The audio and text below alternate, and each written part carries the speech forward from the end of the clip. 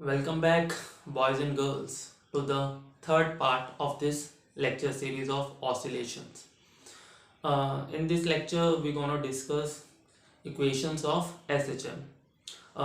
If you remember, last two videos में हमने discuss किया था बेसिक कॉन्सेप्ट ऑफ SHM और हमने ट्राई किया था थोड़ा सा फॉर्मूलेस को डिस्कस करने का. बेसिकली हमने लास्ट वीडियो में SHM का जो फोर्स होता है कि किस टाइप का फोर्स लगता है उसको डिस्कस किया था.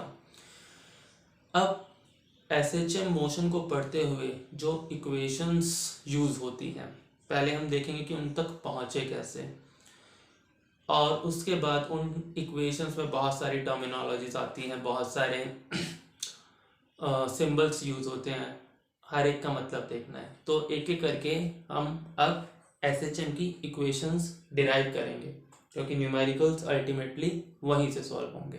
So let's start. तो हमने लास्ट क्लास में जो डिस्कस किया था वो ये था कि जो पार्टिकल पर फोर्स लगता है उसके लिए हमने फॉर्मूला डिराइव किया था, और उससे पहले हमने एक्सेलरेशन का एक्सप्रेशन डिराइव किया था कि acceleration equals to minus omega square x.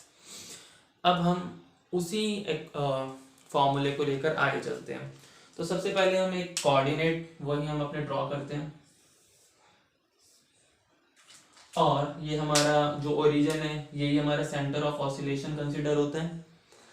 अब इसमें हम मोशन ऑब्जर्व करना कहाँ से स्टार्ट करेंगे. अज्यूम कर लेते हैं हमारे एंड पॉइंट्स हैं और ये हमारा पाथ है जहाँ पे पार्टिकल SHM कर रहे हैं. तो कहीं से तो हम पार्टिकल को ऑब्जर्व करेंगे. t इक्वल्स टू 0 जो हमारा टाइम होता है बेसिकली वो टाइम होता है जहाँ से हम पार्टिकल का मोशन ऑब्जर्व करना स्टार्ट करते हैं. तो हम अज्यूम कर लेते हैं कि पार्टिकल कहीं यहाँ पर है एट t इक्वल्स टू 0, यहाँ पर है यानी सेंटर ऑफ ऑसिलेशन से राइट में हमने अज्यूम किया है. t इक्वल्स टू 0 पे जो पोजीशन है हम उसको कंसिडर कर लेते हैं कि वो कुछ x नॉट, और यहाँ पर जो वेलोसिटी है उसको कह दिया v naught. t equals to 0 time period लिया, पार्टिकल यहाँ पर है सेंटर ऑफ ऑसिलेशन के राइट में. ये डिस्प्लेसमेंट कुछ हमने x नॉट कंसिडर कर ली 0 के रिस्पेक्ट में, और यहाँ पर जो वेलोसिटी है उसको v नॉट. अब किसी पर्टिकुलर टाइम t, एक जनरल टाइम t पर मान लेते हैं कि पार्टिकल यहाँ पर पहुंच गया t इक्वल्स टू t पर. यहाँ पर कुछ डिस्टेंस हो गया होगा जनरल, हमने मान लिया x, यहाँ पर जो डिस्टेंस हो डिस्प्लेसमेंट वगैरह, यहाँ पे वेलोसिटी v. तो यहाँ से हमने पार्टिकल का मोशन ऑब्जर्व करना स्टार्ट किया है एट t इक्वल्स टू 0 पे, और किसी भी एक जनरल टाइम t पर हमने पार्टिकल की पोजीशन को मान लिया है. वो राइट साइड में माना है, कहीं भी मान सकते हैं, कोई फर्क नहीं पड़ेगा. तो उस टाइम t पर पार्टिकल की जो डिस्प्लेसमेंट है वो x है और उसकी वेलोसिटी v है. तो अब हमें इन्हीं चीज़ों को लेकर अपने रिलेशंस बनाने. तो हम प्रीवियस एक्सप्रेशन से ही स्टार्ट करते हैं कि किसी भी पॉइंट, हमें इस पॉइंट को लेकर चलना है क्योंकि हम एक जनरल टाइम t की बात करने वाले हैं, इसका यूज थोड़ा आगे आएगा. किसी भी पॉइंट या किसी भी डिस्प्लेसमेंट x पर हमारा जो एक्सेलरेशन का एक्सप्रेशन होता है वो होता है माइनस ओमेगा स्क्वायर एक्स. और ये ओमेगा बेसिकली डिपेंड करता है कि फोर्स का नेचर कैसा है, उस पर तुम्हारी ओमेगा या ओमेगा स्क्वायर की वैल्यू डिपेंड करती है. लेकिन एक्सप्रेशन तो यही रहने वाला है कि acceleration is minus omega square x, कि जब पार्टिकल इस पोजीशन पर है तो उस पर जो एक्सेलरेशन लगेगी वो माइनस ओमेगा स्क्वायर एक्स लगेगी. अब एक्सेलरेशन होता है rate of change of velocity, छोटी क्लास में पढ़ा था. तो acceleration is dv by dt, that is minus omega square x. अब ध्यान से देखो कि हम dv बाय dt को क्या लिख सकते हैं. dv बाय dt को हम dx से ऊपर नीचे मल्टीप्लाई कर देते हैं. तो dx से मल्टीप्लाई किया ऊपर और dx से ही नीचे. तो dv बाई dt था, dx से ऊपर नीचे मल्टीप्लाई किया. dx बाई dt अपने आप में v होता है इंटू dv बाई dx, यानी dv बाई dt को हम v dv dx लिख सकते हैं, यानी this can be written as v dv dx equals to minus omega square x। ये एक जनरल एक्सप्रेशन अभी किस पोजीशन के लिए आया है कि पार्टिकल की इस पोजीशन पर डिस्प्लेसमेंट x है, वेलोसिटी v है, तो ये एक्सप्रेशन इस पॉइंट के लिए बिल्कुल वैलिड है। अब इसको थोड़ा रीअरेंज करते हैं, नोट वीडियो को पॉज करके साथ साथ करते रहिए। थोड़ा आगे आते हैं, v dv को इधर रखते हैं equals to minus omega square x dx,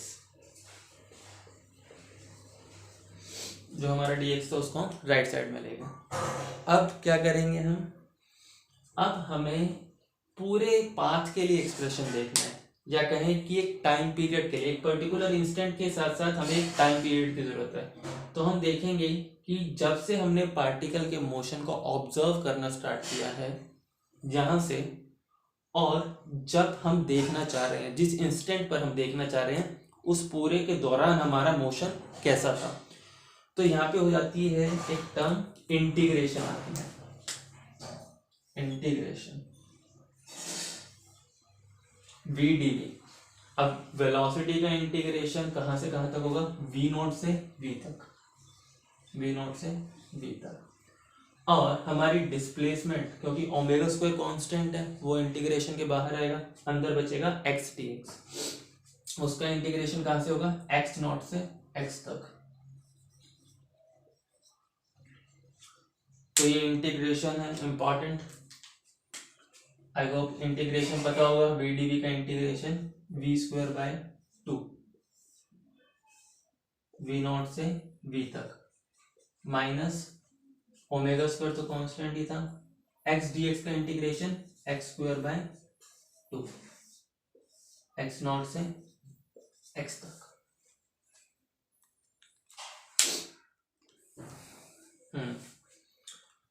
आगे करते हैं, नोट करते रहना साथ साथ, वीडियो को पॉज कर लेना, अदरवाइज साथ साथ नोट।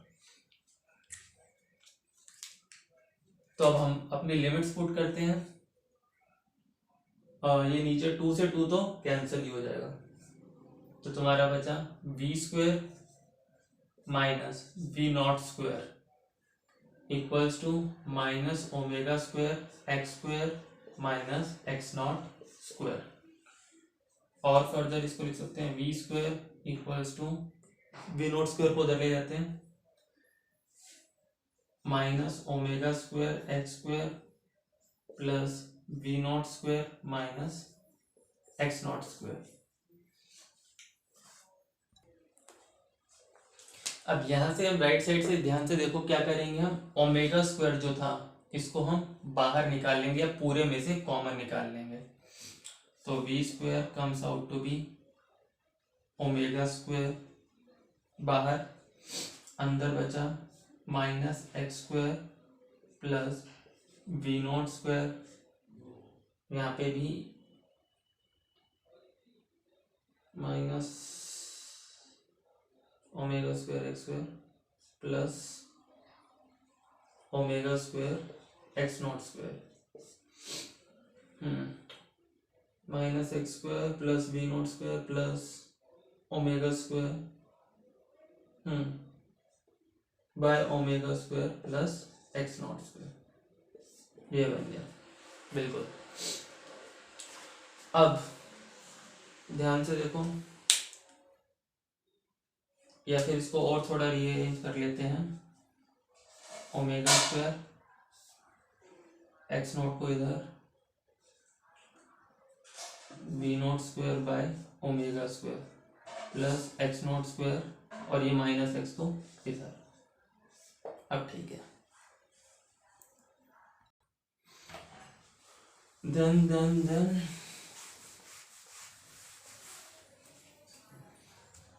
अब जो ये हमारी टर्म आई है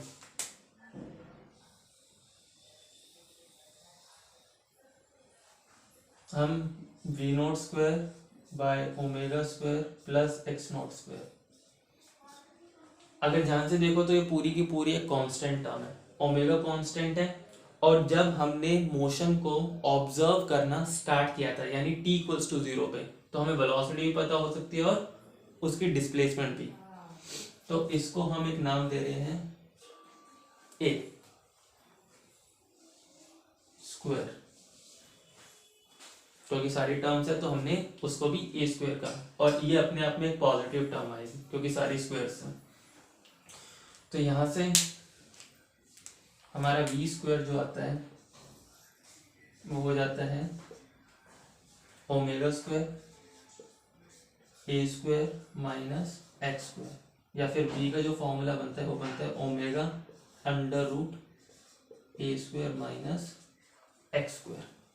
तो v turns out to be omega under root a square minus x square.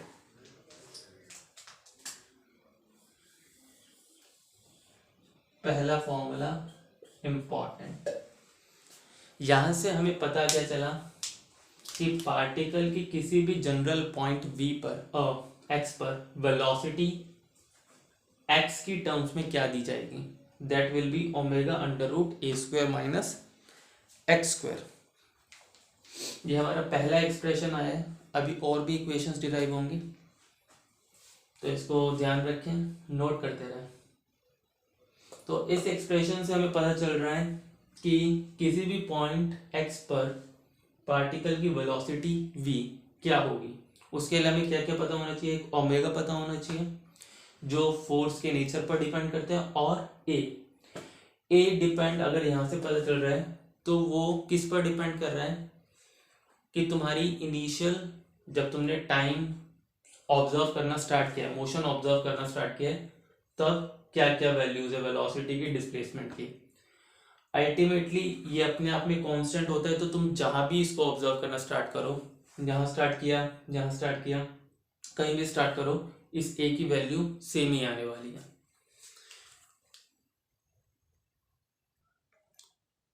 So we have derived our first relation between velocity and displacement. Now comes the second relation. अब हम इसमें क्या करेंगे कि जो हमारी वेलोसिटी है किसी भी पॉइंट x पर, वो गिवन होती है dx by dt से। At any point x at time t, v can be given as a ratio of dx by dt. That is equals to omega under root a square minus x square. Then further we rearrange terms, dx upon just under root a square minus x square equals to omega dt. Here we have this relation. Now further एक relation बनाने के लिए हमें integration करना पड़ेगा। अब यहाँ पे हमें x वेरिएबल है तो x का इंटीग्रेशन, x हमारा x नोट से x तक चेंज हो रहा है, मोशन ऑब्जर्व किया x नोट से लेके x तक, टाइम हमारा t इक्वल्स टू 0 से t इक्वल्स टू t तक चेंज हो रहा है, ये लिमिट्स होने वाली है। अब बात है कि इसका इंटीग्रेशन क्या होता है, तो जिनको नहीं पता वो याद रखें, ये क्लास 12 की इंटीग्रेशन चैप्टर में आएगा। ऑल्दो मैं बता देता हूँ कि integration of dx upon root a square minus x square का इंटीग्रेशन होता है sine inverse x by a. ये फॉर्मूला है, जैसे इंटीग्रेशन ऑफ x की पावर n का होता है x की power n plus 1 upon n plus 1, वैसे ही ये भी एक फॉर्मूला है, integration of dx under root a square minus x square is equal to sine inverse x upon ए।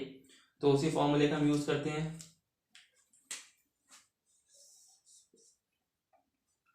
तो here it comes sine inverse x upon, here a is capital है और इसकी लिमिट्स x नॉट से x तक, and that equals to omega t। Limits put करते हैं, sine inverse x upon a minus sine inverse x naught upon a equals to omega T.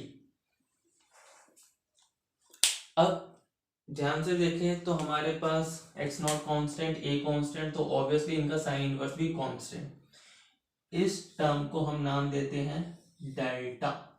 Delta क्या है, अभी नाम दिया है, आगे चल के इसको डिटेल में समझेंगे कि डेल्टा क्या है, ये कैपिटल ए क्या है, आएगा आगे आएगा, हैव पेशेंस। तो यहां से जो हमारा रिलेशन फाइनली बन के आ रहा है वो क्या आया, sine inverse x upon capital A equals to omega t plus delta, that minus delta goes right side.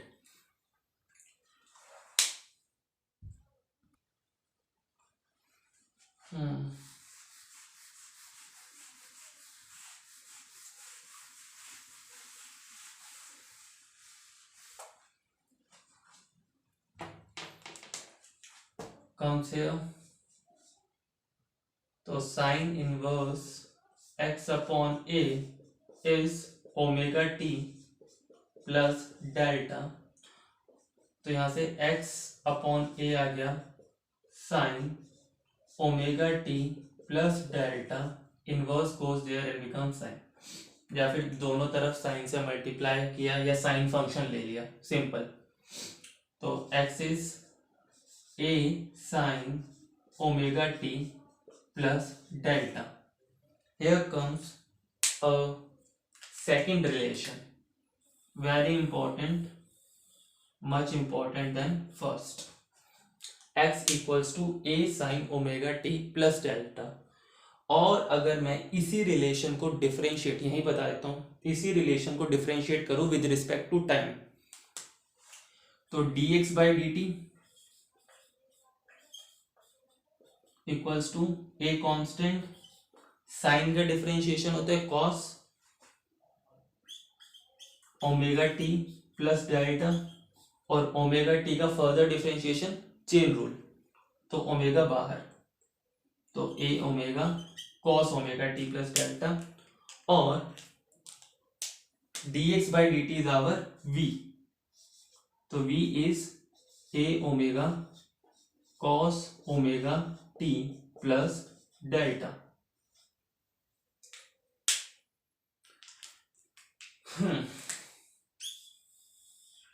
These are the 2-3 relations we gonna use. Note down करो, आई होप समझ आ रहे होंगे तुम्हें। तो इसमें जो हमारा पहला काम का रिलेशन आया था वो था v equals to omega under root a square minus x square, या फिर x आया हमारा a sine omega t plus delta,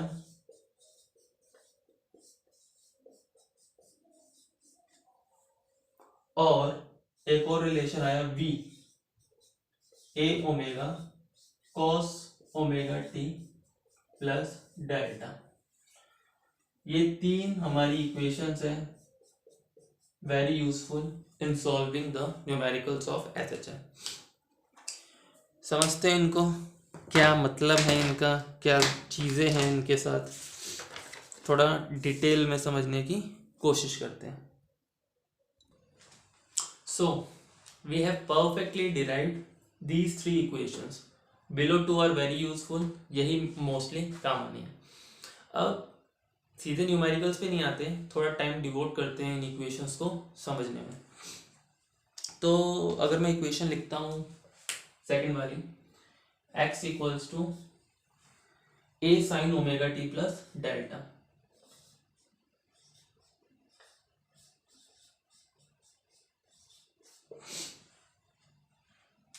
this is the equation. अब यहाँ पे टर्म्स हमें क्या क्या समझनी है, SHM में जो हमें टर्म समझनी है वो 4-5 टर्म्स हैं, starting with amplitude, time period, frequency, angular frequency, phase, phase constant.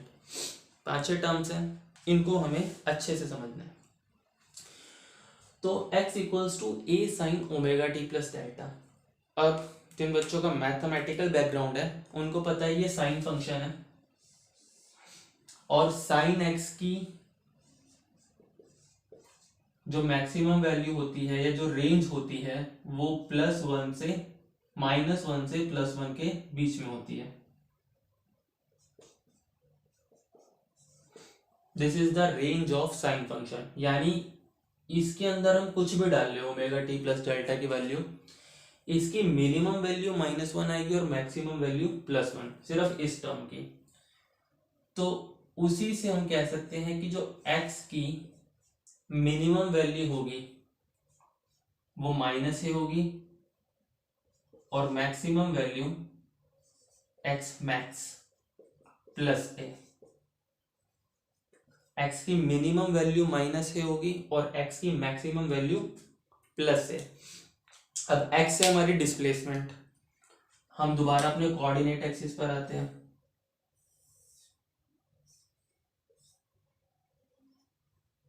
ये हमारा सेंटर ऑफ ऑसिलेशन, जो हमारा ओरिजिन था, ये हमारा centre of oscillation. Particle SHM x axis पे कर रहे हैं तो उसके कुछ एंड पॉइंट्स होने वाले हैं। अब x की मिनिमम वैल्यू अब -a आ रही है, माइनस मतलब वो सेंटर ऑफ ऑसिलेशन के लेफ्ट में, और मिनिमम वैल्यू यानी कहां तक मैच जा सकता है वो।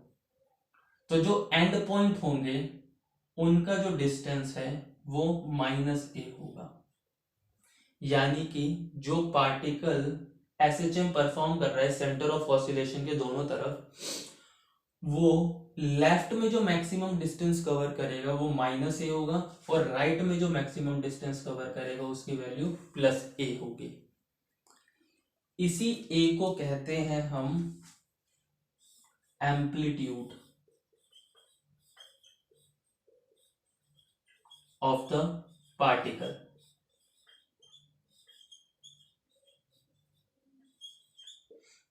एक इक्वेशन लिखूंगा मैं, उससे चीजें और क्लियर होती जाएंगी। यानी जो ये a है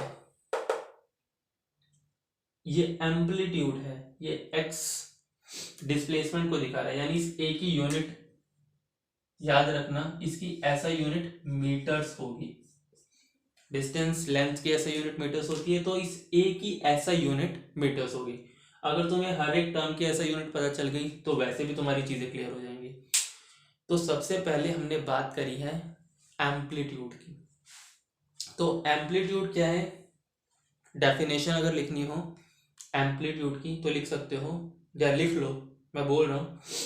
amplitude is the maximum displacement, amplitude, both are amplitude equal in distance from centre of oscillation. तो amplitude is the maximum displacement, it is the maximum displacement from the center of oscillation। कि एक particle की जो maximum displacement हो सकती है centre of oscillation से, इधर कितना दूर जा सकता है और इधर कितना दूर जा सकता है, उसी को कहते हैं एम्पलीट्यूड। तो सिर्फ कॉन्सेप्ट को नहीं समझते, मैं राइट साइड में एक इक्वेशन लिख देता हूं ताकि हम चीजों को साथ साथ समझते हुए रहें। मैं एक इक्वेशन लिख रहा हूं, x equals to 5 metre bracket sine omega t plus delta. तो omega t plus delta, omega pi t plus π/3। Metre भी हटा देते हैं यहाँ से, सिर्फ ये इक्वेशन लिखते हैं 5 sin πt प्लस π/3। ये एक इक्वेशन है, इसको हम देखते चलेंगे। अगर तुम ध्यान से इससे कोरिलेट करो सेकंड इक्वेशन से, जो मैंने अभी इक्वेशन लिखी है, ऐसी इक्वेशन तुम्हें अपने न्यूमेरिकल में मिल जाएगी। तो हमारे पास जो जनरल इक्वेशन है उसके साथ इसको कोरिलेट करते हैं। तो ये है कि एक पार्टिकल है वो एसएचएम परफॉर्म कर रहा है, और उस जो भी वो मोशन कर रहा है उस मोशन को हम इस इक्वेशन से दिखा पा रहे हैं। यानी पार्टिकल अपने पाथ पर कहीं भी होगा, ये इक्वेशन उसके लिए वैलिड रहेगी। अब हमारे पास है 5 sin pi t plus pi by 3। एक एक करके देखते हैं। तो सबसे पहले हम अभी ए की बात कर रहे हैं, तो इस इक्वेशन में ए है 5। तो जो भी पार्टिकल एसएचएम, ये जो पार्टिकल एसएचएम परफॉर्म कर रहा होगा, तो इसकी जो मैक्सिमम डिस्प्लेसमेंट होगी सेंटर ऑफ ऑसिलेशन से, वो 5 यूनिट की होगी। अगर मैं एसआई टर्म से बात करूं तो 5 मीटर्स की होगी। यानी अगर एक पार्टिकल इस पाथ पर एसएचएम परफॉर्म कर रहा है एज पर दिस इक्वेशन, तो उसके लिए जो मैक्सिमम डिस्प्लेसमेंट होगी इधर +5 मीटर की होगी और इधर -5 मीटर की, और ये रहा हमारा ओरिजिन। यानी कि अगर एक पार्टिकल एसएचएम परफॉर्म कर रहा है और इस इक्वेशन को फुलफिल कर रहा है, या इस इक्वेशन के अकॉर्डिंग एसएचएम परफॉर्म कर रहा है, तो वो राइट साइड में भी मैक्सिमम 5 मीटर जा सकता है और लेफ्ट साइड में भी मैक्सिमम 5 मीटर जा सकता है, या सेंटर ऑफ ऑसिलेशन के अराउंड वो 5-5 मीटर ही घूम सकता है, क्योंकि यहाँ पे 5 गिवन है हमें। तो ये तो बात हुई हमारे एम्पलीट्यूड की। बहुत इजी है, कोई ज़्यादा मतलब समझने की ज़रूरत है नहीं, आसानी से समझ आ जाएगा कि एम्पलीट्यूड क्या है। Maximum displacement of the particle from both on both sides of the centre of oscillation. जो समझने वाली बात आती है इसमें वो है टाइम पीरियड। टाइम पीरियड वैसे तुम्हें पता होगा, टाइम पीरियड होता है कि वो minimum time interval, minimum word important है, वो मिनिमम टाइम इंटरवल जिसके बाद पार्टिकल अपना मोशन रिपीट करता है। Time period is the minimum time interval, don't miss the keyword minimum. Time period is the minimum time interval after which the particle repeat its motion। तो time period हम समझते हैं कि एक SHM performing particle के लिए time period क्या होगा। तो हम अपने कोऑर्डिनेट एक्सिस ड्रॉ करते हैं और पहले समझने की कोशिश करते हैं।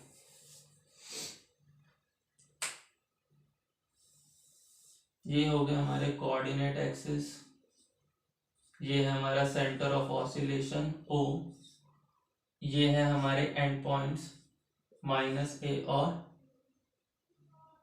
+A। तो जो भी पार्टिकल एसएचएम परफॉर्म कर रहा है -A से +A के बीच कर रहा है। अब चीज़ों को थोड़ा इजीली समझते हैं, तो हम पार्टिकल कहाँ से मोशन हम ऑब्जर्व करना स्टार्ट कर रहे हैं, इस पे बहुत चीज़ें डिपेंड करती हैं। जैसे अगर मैं इस इक्वेशन को लेकर चलो, ध्यान से सुनो, अभी चलो उस इक्वेशन को छोड़ते हैं थोड़ी देर के लिए बस, और मैं कहता हूं कि हम पार्टिकल का मोशन सेंटर ऑफ ऑसिलेशन से ही ऑब्जर्व करना स्टार्ट कर रहे हैं। और जब हमने पार्टिकल को इस सेंटर ऑफ ऑसिलेशन पे देखा तो पार्टिकल राइट साइड की तरफ मूव कर रहा था। यानी इस वक्त पार्टिकल, जब हमने इसको t = 0 पर देखा, चलो t = 0 को छोड़ते हैं क्योंकि हमें अल्टीमेटली तो उसी इक्वेशन को समझना है। हम पार्टिकल को कहीं यहाँ ले लेते हैं स्टार्टिंग में, क्योंकि t = 0 बहुत इजी केस हो जाता है, और बाद में जब पार्टिकल को बीच में लिया जाता है तो दिक्कत हो जाती है। तो हम पार्टिकल को पहले ही बीच में ले लेते हैं, समझते हैं कि क्या दिक्कत होती है। तो हमने माना कि जो हमारा पार्टिकल है वो कहीं राइट साइड में इधर है, जब हमने अपना मोशन ऑब्जर्व करना स्टार्ट किया पार्टिकल का। अब पार्टिकल इधर है तो वो हो सकता है कि एंड पॉइंट की तरफ जा रहा हो, ये भी पॉसिबिलिटी है, और हो सकता है कि वो सेंटर ऑफ ऑसिलेशन की तरफ जा रहा हो। तो अब हम अभी अज्यूम कर लेते हैं कि t = 0 पर पार्टिकल की जो वेलोसिटी है वो +A की तरफ है, कि पार्टिकल अपने एंड पॉइंट की तरफ जा रहे हैं, धीरे धीरे उसकी वेलोसिटी कम हो रही है। तो पार्टिकल जाएगा, इसको ऊपर लिख लेता हूं मैं, t = 0 पर पार्टिकल की वेलोसिटी राइट साइड में, तो पार्टिकल जाएगा, उसके बाद वापस आएगा। अब वापस वो अपनी इस पोजीशन पर आ गया है। टाइम पीरियड की डेफिनेशन क्या है? अगर मैं पूछूं कि टाइम पीरियड की तुम्हें डेफिनेशन लिखनी है, टाइम पीरियड, टाइम पीरियड की डेफिनेशन अगर तुम्हें लिखनी है, क्योंकि समझना हमें टाइम पीरियड ही है। Time period is the minimum time interval, time period is the minimum time interval after which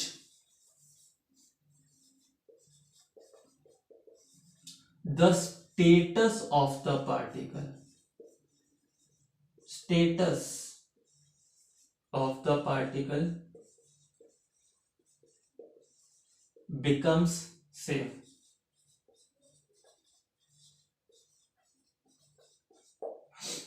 अब ये स्टेटस क्या है?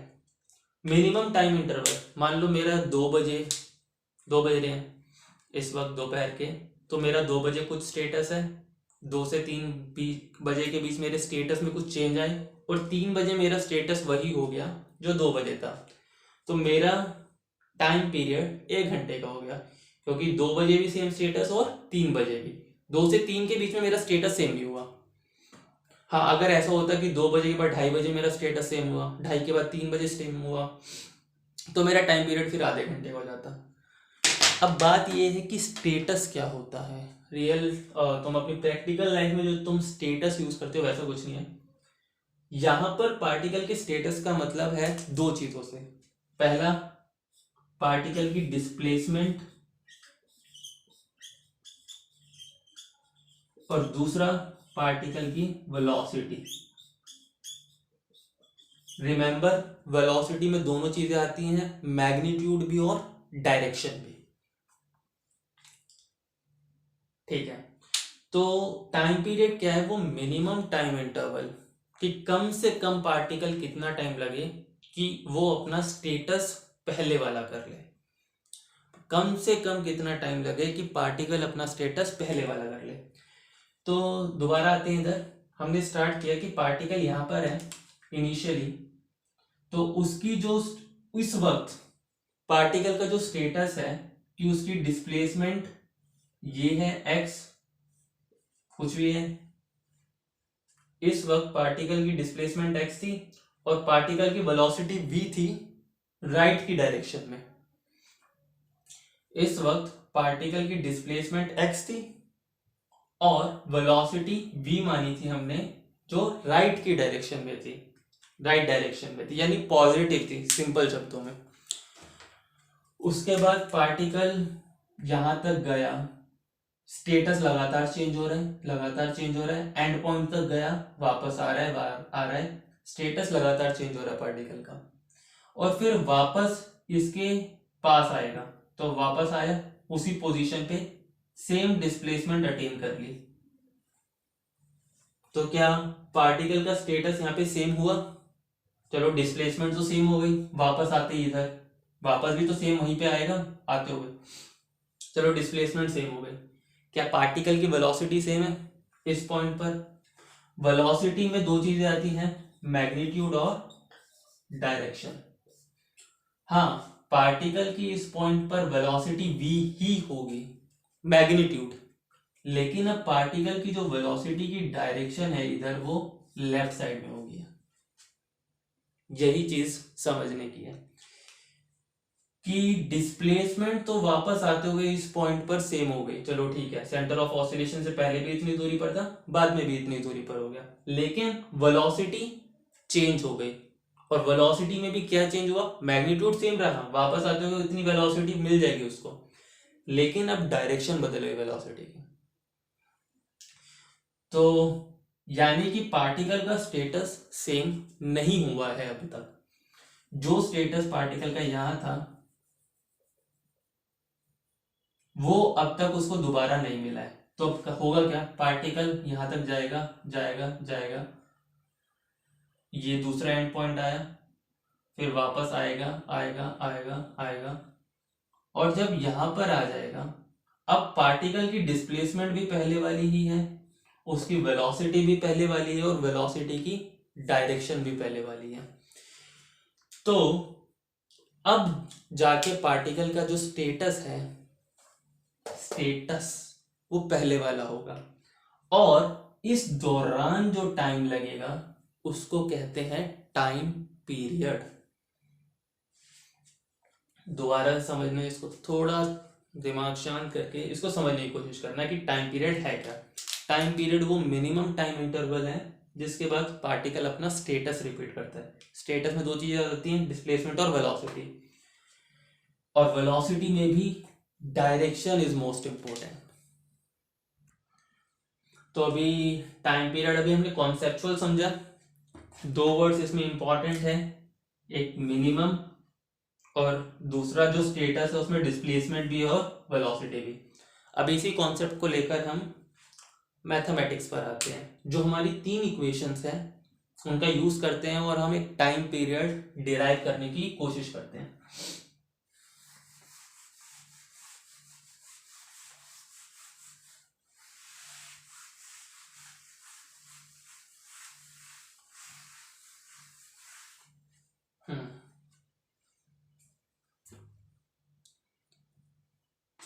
हम टाइम पीरियड का सिंबल होता है टी।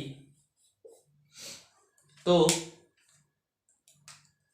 हमने जब इसी एग्जांपल पर ही रहते हैं हम अभी, कि हमने पार्टिकल का मोशन यहाँ से ऑब्जर्व करना स्टार्ट किया और वापस यहाँ पे आया, तो हम मान लेते हैं कि जब हमने पार्टिकल को देखा, पहली नजर में देखा जब, तो कुछ टाइम टी था, टी, और जब वापस आया तो उसका time t plus capital T था। हमने कुछ टी सेकंड्स पर देखा, और कितने सेकंड बाद पार्टिकल का स्टेटस रिपीट हुआ, T seconds, capital T. Small T पर पहली निगाह देखी और कैपिटल टी पर दूसरी बार देखा कि पार्टिकल का स्टेटस रिपीट हो गया। तो डिस्प्लेसमेंट एट टाइम टी, थोड़ा बड़ा लिखते हैं, displacement at time t is equal to displacement at time t plus capital T.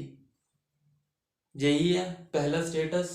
दूसरा मतलब स्टेटस का पहला part, velocity at time t is equals to velocity at time t plus capital T. बस अब तो कुछ बचा ही नहीं है।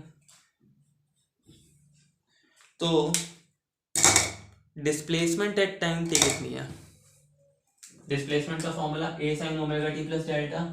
ये बाय डिफॉल्ट टाइम टी पर ही है दोनों, क्योंकि यहाँ पर टी आ रहा है ना, ये डिस्प्लेसमेंट एट टाइम टी ही है।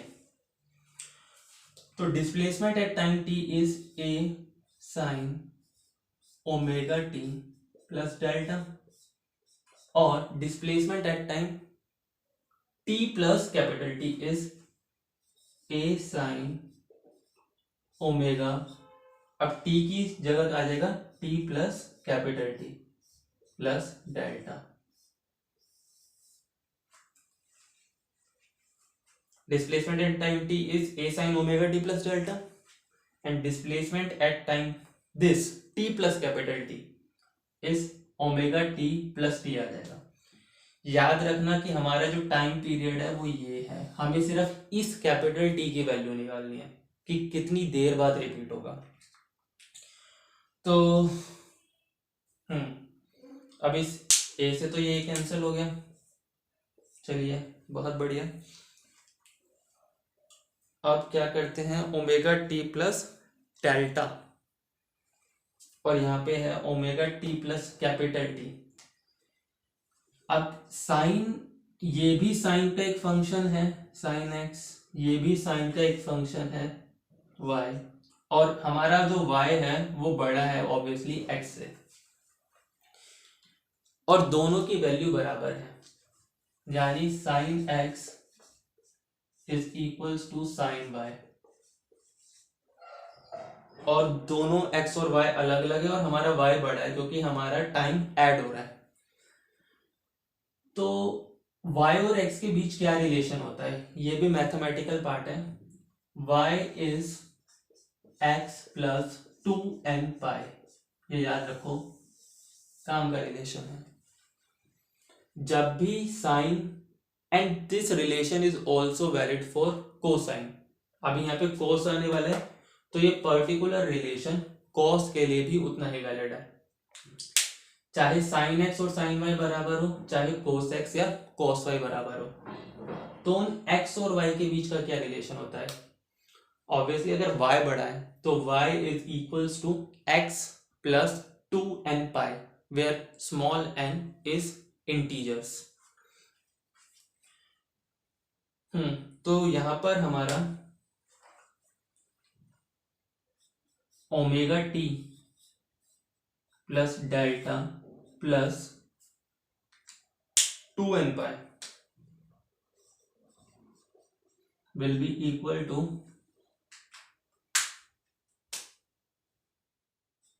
Omega t plus capital T plus delta. Clear?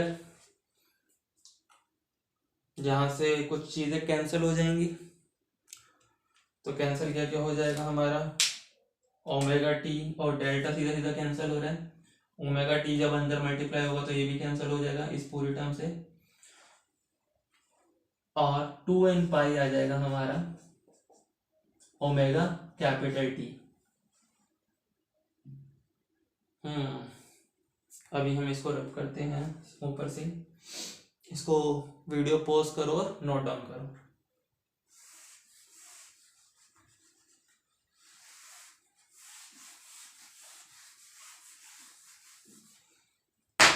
यानी हमारा 2n पाई आ गया ओमेगा टाइम्स कैपिटल टी।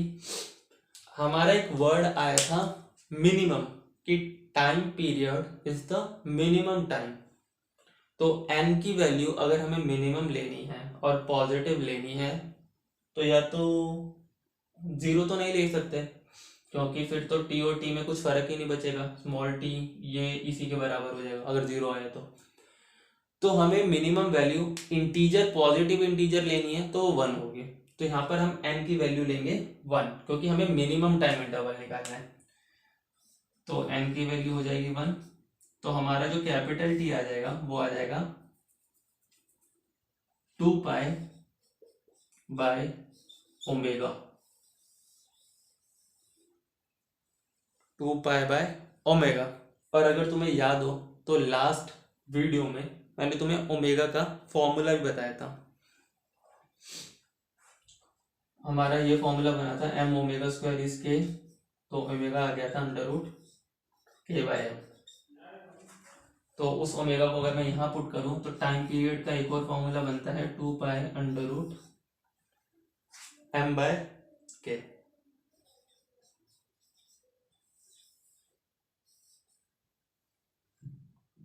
यही सेम रिलेशन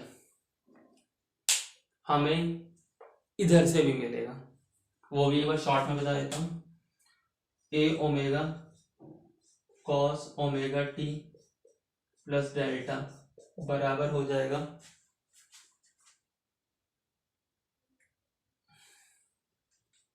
a ओमेगा, ये किसके बराबर हो जाएगा, ये बराबर होगा a ओमेगा, ठीक है, cos omega t plus capital T plus delta. अब ये a से कैंसिल हो जाएगा, ओमेगा से ये a ओमेगा से omega cancel, cos omega t plus delta, यहाँ पे क्या आ जाएगा,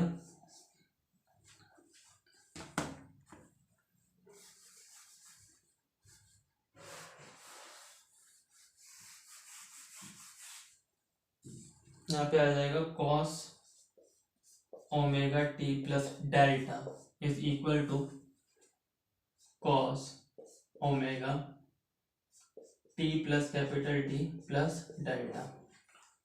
अभी बताया था कि जितना वैलिड ये रिलेशन साइन के लिए है उतना ही कॉस के लिए भी है। तो यहां से भी जो तुम्हारी वैल्यू आएगी कैपिटल टी की वो यही आएगी 2 पाई बाय ओमेगा, या 2 pi under root m by के।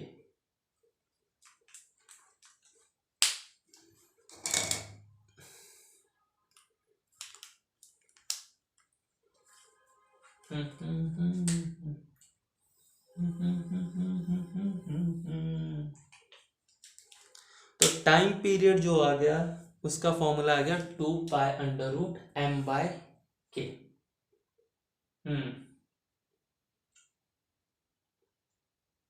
आई होप तुम्हें क्लियर है, होना भी चाहिए, इजी है और उतना ही इजी तरीके से तुम्हें समझा भी दिया है। तो अगर मैं अपनी पुरानी इक्वेशन पर वापस आऊं, इस इक्वेशन को अच्छे से समझेंगे भाई, बहुत कुछ है इसमें समझने का, ऐसा नहीं है कि तुम बस वैल्यू देख रहे हो। दोबारा आते हैं हम इस इक्वेशन पर।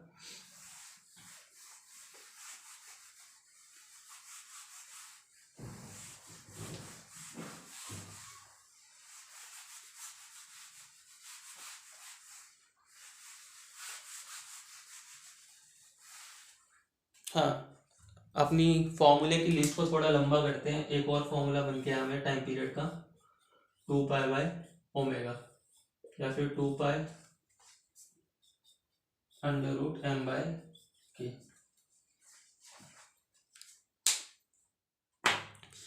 हाँ, तो दोबारा आते हैं इस इक्वेशन पर।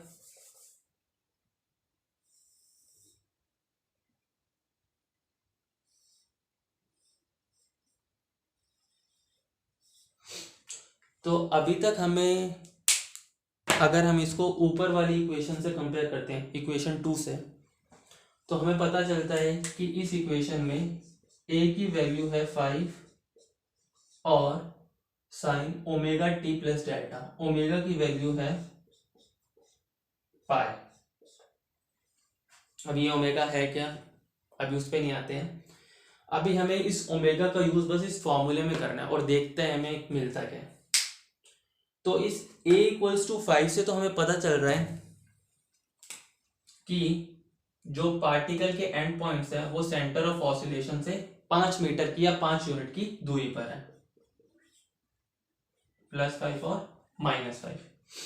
तो पार्टिकल का स्ट्रेट पाथ फिक्स हो गया, ये इधर ही ऑसिलेशन करनी है, SHM करनी है। इस ओमेगा से अब हम क्या डिड्यूस कर सकते हैं, उस पार्टिकल का टाइम पीरियड। तो अगर इस ओमेगा की वैल्यू को हम फॉर्मूले में डालते हैं तो हमारा formula 2π/ω, omega is pi, 2 second. तो हमें पता चल रहा है कि जिस भी पार्टिकल के लिए इक्वेशन है उस पार्टिकल का टाइम पीरियड 2 सेकेंड का है। 2 सेकेंड का मतलब अभी अगर पार्टिकल की कोई पोजीशन ये है तो वापस उसको सेम स्टेटस गेन करने में 2 सेकेंड लगेंगे। अगर यहाँ पे पार्टिकल t = 10 सेकेंड पर है, कि 10 सेकेंड पर जब हमारी घड़ी में 10 सेकेंड हो गए मोशन ऑब्जर्व करने के बाद, क्योंकि अब तक हमें ये नहीं पता है कि पार्टिकल का मोशन हमने कहां से ऑब्जर्व करना शुरू किया। इस इक्वेशन में वो भी है कि पार्टिकल का मोशन हमने कहां से ऑब्जर्व करना शुरू किया, वो भी इस इक्वेशन में है, लेकिन अभी आए नहीं है वहां पे। तो अभी हम उस बात नहीं कर रहे कि t = 0 पर पार्टिकल कहां था। मैं कोई रैंडम कि 0 के बाद 1 2 3 4, तो 10वें सेकेंड पर पार्टिकल मैंने कहा कि यहां पर था कहीं। तो सेम स्टेटस ऑब्टेन करने में पार्टिकल को कितने सेकेंड लगेंगे, 2 सेकेंड। यानी कि वो यहां पे आएगा, एंड पॉइंट तक वापस जाएगा, इधर को भी क्रॉस करेगा, फिर इस एंड पॉइंट पे जाएगा और फिर वो अपना स्टेटस दोबारा सेम करेगा। तो यहाँ पे 10 सेकंड पे था, तो दोबारा यहाँ आने पर उसको 2 सेकंड और लगे, यानी जब घड़ी में 12 सेकंड हो जाएंगे तो पार्टिकल वापस अपनी पोजीशन पर आ जाएगा। तो अभी तक तो हमने सिर्फ इतना ही देखा है इस लेक्चर में। हमने इक्वेशंस को डिड्यूस किया, बहुत काम की इक्वेशन है। इन इक्वेशंस को अब हम समझने की कोशिश कर रहे हैं विद सर्टेन एग्जाम्पल। एक ही एग्जाम्पल लिया है, इसी को हम खोद खोद के समझेंगे। अब तक हमने 2 चीजें समझी हैं। और दो काम की चीज़ें। एक तो एम्पलीट्यूड हमें समझ आया, पार्टिकल के एंड पॉइंट्स फिक्स। सबसे इंपॉर्टेंट जो चीज़ हमने समझी है वो है टाइम पीरियड। टाइम पीरियड अक्सर समझ नहीं आता, बहुत कन्फ्यूजन हो जाती है, तो इसलिए अब इस पर इतना टाइम लगा है। अब इसमें जो आगे की चीज़ बची है वो है तुम्हारी frequency, angular frequency, phase constant, सब इस इक्वेशन में छुपा हुआ है। जब हम नेक्स्ट लेक्चर देखेंगे तो वो सारी चीज़ें करेंगे। और ऑब्वियसली न्यूमेरिकल्स आर इम्पॉर्टेंट, वो तभी हो पाएंगे जब इन चीज़ों पर थोड़ी ग्रिप अच्छी होगी। तो तब तक अपने तीनों लेक्चर्स, हाँ अगर किसी ने पीछे के दो नहीं देखे हैं तो उनको ज़रूर देखना, तभी चीज़ें समझ आएंगी। Thank you.